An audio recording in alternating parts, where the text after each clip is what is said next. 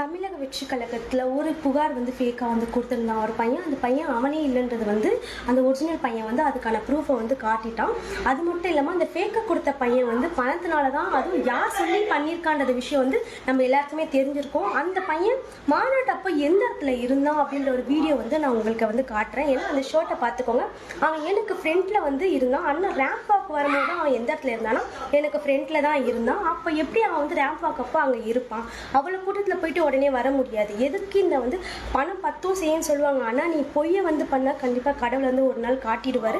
அது இப்போ கர்மான்றது உடனே காட்டிடுது.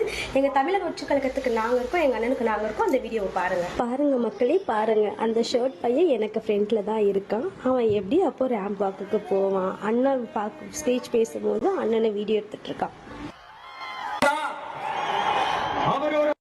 என்ன அங்கிள்ஸ், இது போதுமா?